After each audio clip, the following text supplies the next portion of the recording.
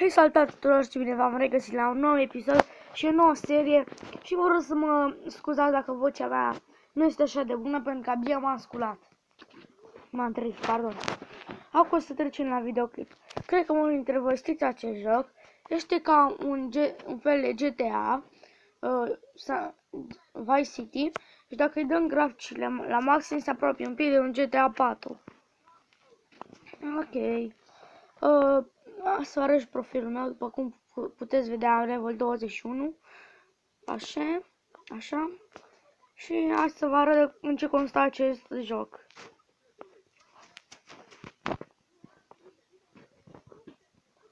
Și după ultimul update, nu știu de ce, dar la toată lumea se mai blochează câteodată, așa că dacă mi se blochează, vă rog frumos să mă scuzați.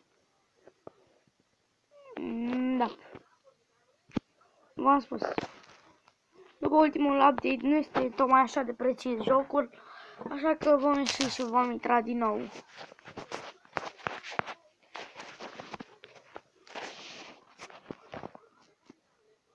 Ok, acum ar trebui să meargă, sper.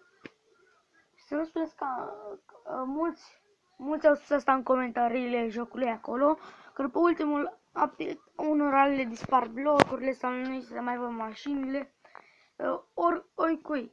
Și orice telefon bun ar avea, tot se întâmplă asta. În fine. Nu știu acum ce să zic.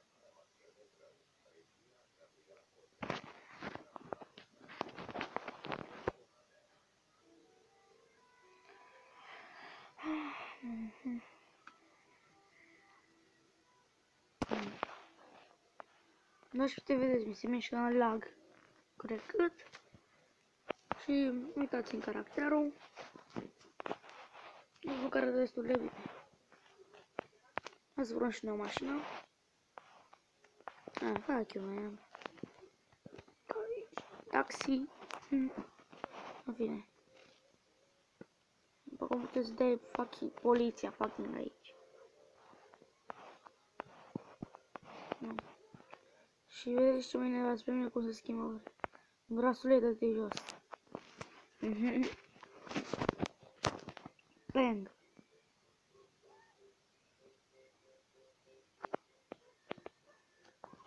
Și nu conduc foarte bine, vă rog frumos să mă scuzați pentru asta. Dar m-am mai jucat de mult acest joc. A trebuit să stau să-mi recuperez contul vechi și a fost un pic cam greuț. Uitați, mașina aceasta din față, albastru, o să vinde.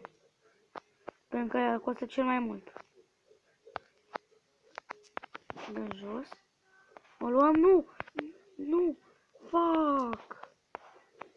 Pirar! Nu vreau limuzina, că limuzina îmi costă mult. Și mergești foarte nașpa. Și mașina asta e mai scumpă ca limuzina. Ești, măi! Fuck you.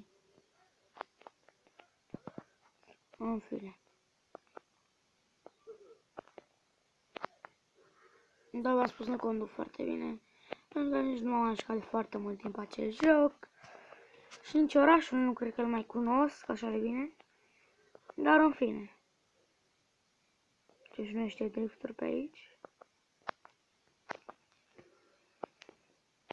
De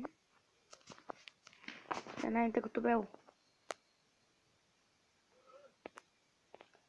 Și ar fi șmecher ca în următorul update care va veni, fuck you, man, așa, să bage tuning, un loc în care să poți tuna mașinile, măcar atâta să bage și ei. Nu le pot schimba decât culoarea.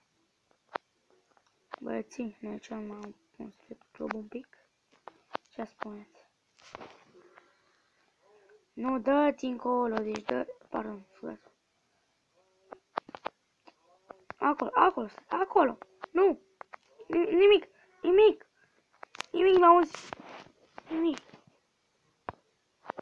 Nimic. A zis nimic.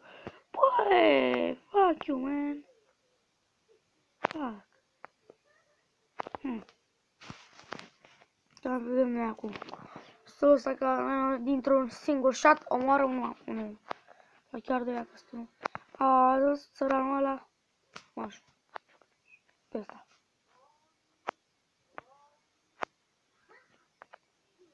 Hai, și ne-a dat o mână pe care deja o aveam. Da, și mi s-a dus iar. S-a băguit jocul un pic, dar nu vă puteți da seama. Fuck. Hai băieți, intrăm la un strip club. Și acum pe stradă nu se mai fie nicio mașină și niciunul. Măcar aici în strip club o să fie oare? O să fie? Sau nu o să fie?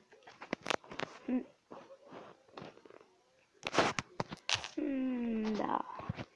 Jocul ăsta are probleme foarte mari. Din păcate, eu v-am arătat în ce constă jocul. Trebuie să te bați cu să bați oamenii de pe stradă ca să iei bani sau glanțe la armele tale, să-ți cumpere armele, să faci misiunile. Eu momentan am făcut misiunile și trebuie să fac aceste misiuni pe care le găsiți oriunde, aproape oriunde, le poți face la orice nivel ca să trec la următoarele. Ok, acesta a fost și videoclipul nostru. O să fac un nou videoclip mai încolo. Eu am fost Ștefan, salutare!